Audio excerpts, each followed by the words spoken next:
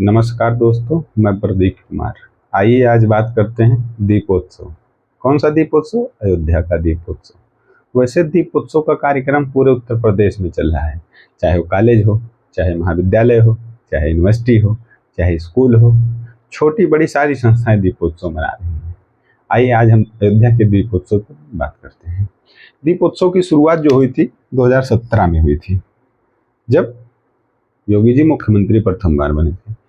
इसका उद्देश्य क्या है?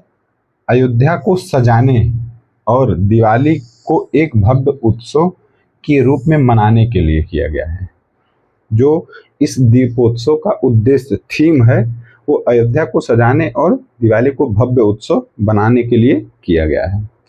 अब हम बात करेंगे कि जो दीप जलाई जाती है उसमें अध्यापक लगते हैं, उसमें शिक्षक लगते हैं, उसमें बच्चे लगते हैं, उसमें महाविद्यालय से बच्चे आते हैं। उन बच्चों के बारे में, उन विद्यालयों के बारे में कि क्या वो अपनी मर्जी से आते हैं या मजबूरी में आते हैं, तो आज हम इसी पे बात करेंगे। तो आइए थोड़ा सा हम अपने स्तर से इसको व्याख्यायित करते हैं। जैसे मान लीजिए विद्यालय, ये है विद्यालय और ये हैं छात्र।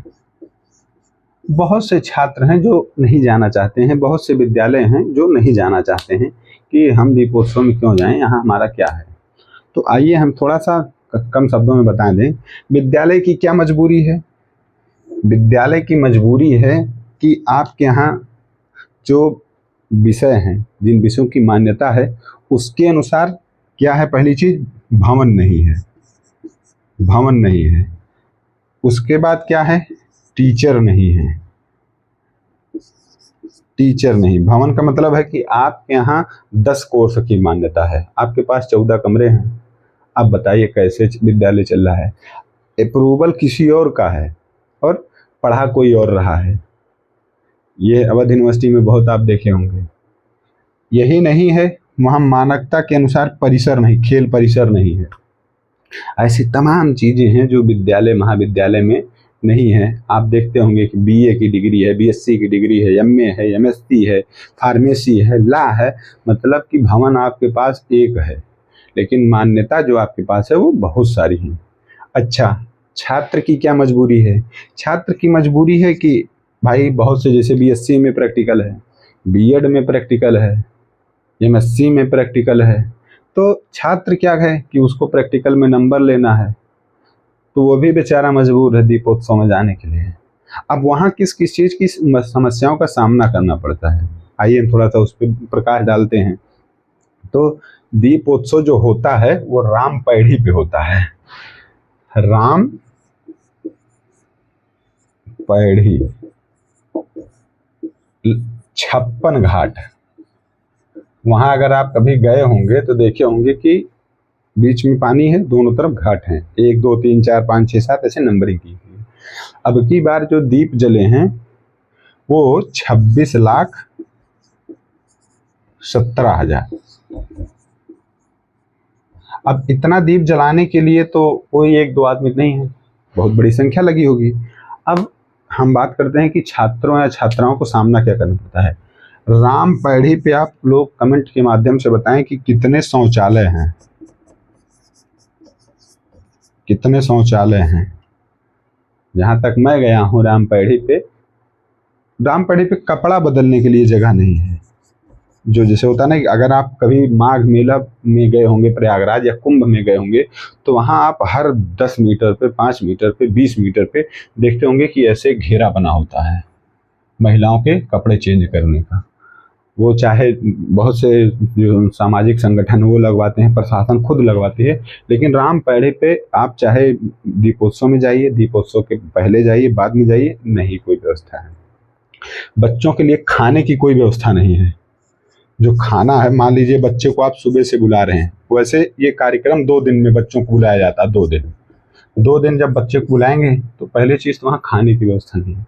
मान लीजिए कोई बच्चा है 4 घंटे 5 घंटे वहाँ रह रहा है, या कोई बहन है 4 घंटे 5 घंटे रह रही है, तो कुछ मूलभूत आवश्यकताएं होनी चाहिए ना। वहाँ पानी की व्यवस्था है, पानी की व्यवस्था है, क्या बच्चा जो बीच में बह रहा है वही पानी पी लेगा? ऐसी तमाम चीज़ें हैं। आपको अगर ये चीज़ें लग रही है कि झूठी है, तो आप जाएं कभी तो कमेंट के माध्यम से अवगत कराएं कि राम पैड़ी पे कितने शौचालय निर्मित हैं, कितने पानी पीने की व्यवस्था, टोटियाँ लगी हैं या हैंडपंप लगे हैं, और कितने वहाँ कपड़े, महिलाओं को कपड़े बदलने के लिए हैं। आप कमेंट के माध्यम से हमें बताएं। इस पैड़ी में सबसे ज़्यादा छात्र जो जाते हैं वो साकेत से जाते हैं। लगे हाथ हम थोड़ा सा साकेत भी समझ लेते हैं। सबसे ज़्यादा विद्यार्थी राम मनोहर लोहिया का जो कॉलेज है साकेत, और पूर्वांचल का सबसे बड़ा कॉलेज है साकेत। जब आप राम वनगमन मार्ग से जाएंगे तो वहीं पड़ता है उदया चौराहा से बाद एक क्रॉसिंग है रानोपाली। रानोपाली के बाद जो है ज़्यादा से ज़्यादा 150 मीटर बाद बाएं हाथ पे साकेत है। आप कभी घूम लीजिए।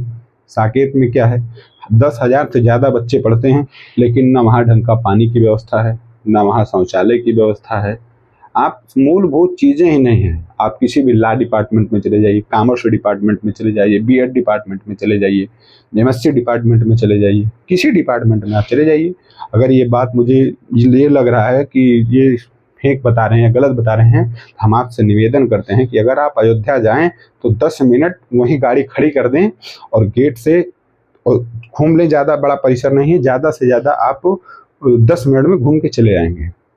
आपको इस चीज़ का अवगत हो जाएगा कि क्या है। और समझिए कि जिस राज्य में दीप का तेल चुरा के आदमी अपनी कड़ाही में सब्जी बनाने के लिए ले जाता है, उस देश या राज्य में इतना बड़ा दीपोत्सव का क्या मतलब है?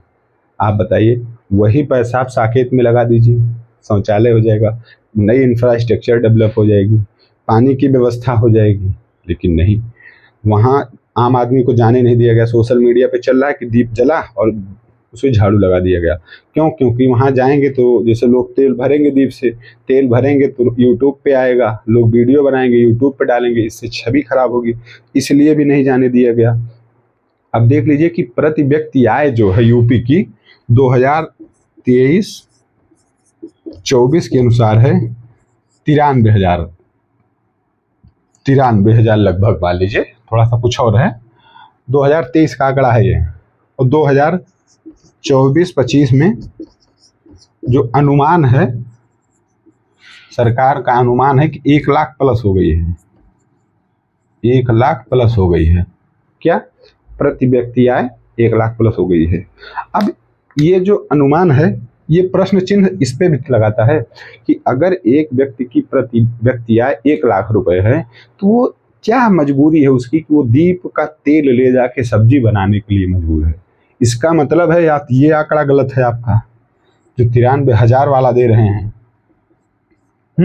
और या तो आप यह चीज गलत कर रहे हैं, उसका या तो इनके विकास में लगाइए या तो ये सही कर दीजिए। तो ऐसी तमाम चीजें हैं जो कुछ लोग मजबूरी में भी जाते हैं कि नहीं, हमको मजबूरी में जाना है। जैसे बहुत से शिक्षक भी हैं, कई शिक्षकों से मैंने बात की। और एक भी चीज़ समझ लीजिए, दिवाली के पहले धनतेरस आती है। धनतेरस में जो दुकानदार हैं वो सामान लाते हैं कि व्यापार करेंगे, पता लगा दीपोत्सव है, मुख्यमंत्री जी आ रहे हैं, सीएम साहब आ रहे हैं, सिक्योरिटी इतनी हाई है कि व्यापार चौपट हो गया। व्यापार चौपट का मतलब है कि एक वर्ष मैं भी वहाँ पार्टिसिपेट किया था, तो उस समय प्रधानमंत्री जी आए थे, तो जो दुकान थी, दुकान के आगे बैरिकोडिंग लगा दी गई थी।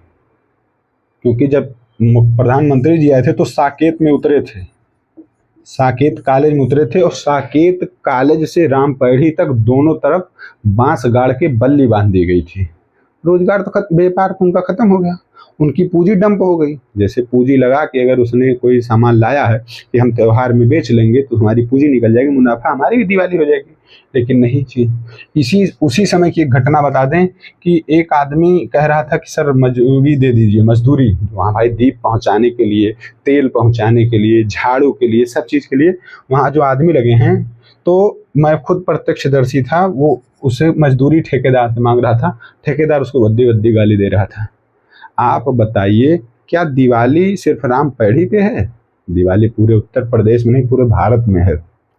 एक रिक्शा चलाने वाले की भी दिवाली है, और एक अमीर व्यक्ति के भी घर दिवाली है। तो उस मजदूर के भी घर दिवाली है, क्या उसके बच्चे नहीं होंगे? उम्मीद करते होंगे पापा गए हैं तो कुछ लेके आएंगे, पटाखा ले आएंगे, फुलझड़ी ले आएंगे, मिठाई ले आएंगे, चूड़ा ले आएंगे, लाई ले आएंगे, तमाम ऐसी चीज़ें हैं। लेकिन कहाँ तक है? लेकिन सरकार सिर्फ वाहवाही में। और यही नहीं, आप देखे होंगे इलाहाबाद यूनिवर्सिटी में दीप उत्सव हो रहा है। उस यूनिवर्सिटी में दीप उत्सव हो रहा है जहाँ बच्चे खाने में, मतलब मेस के खाने के लिए विरोध करते हैं कि खाना नहीं सही मिल रहा है। राम मनोहर लोहिया में दीप उत्सव हो रहा है, लखनऊ यूनिवर्सिटी में दीप उत्सव हो रहा है, गोरखपुर यूनिवर्सिटी में दीप उत्सव हो रहा है, पूर्वांचल यूनिवर्सिटी में दीप उत्सव हो रहा है। वही चीज़ें आप अपने यहाँ लाइब्रेरी में किताबें मंगवा दीजिए, लाइब्रेरी बनवा दीजिए, हॉस्टल बनवा दीजिए। इससे मतलब नहीं है। मतलब ये है कि धर्म को बढ़ावा दिया जाना। धर्म बढ़ावा दीजिए, अच्छी चीज़ है, लेकिन शिक्षा पे भी ध्यान दीजिए, रोजगार पे भी ध्यान दीजिए। बच्चे रोजगार के लिए भटक रहे हैं, लाठीचार्ज हो रहा है, धरना दे रहे हैं, लाठीचार्ज हो रहा है, लेकिन धर्म पे अनुकूल कह सकते हैं कि बहुत भारी धनराशि प्रवाहित की जा रही है। अब 26 लाख अगर दिए जले हैं, 26,17,000, तो मोटा मोटी रकम लगी होगी, 100 करोड़ तो लगी ही होगा। अब इसका आंकड़ा तो जब ऑडिट आएगी तब समझ में आएगा कि दीप उत्सव में कितना खर्च हुआ। खैर, आज के लिए इतना ही। तब तक के लिए नमस्कार।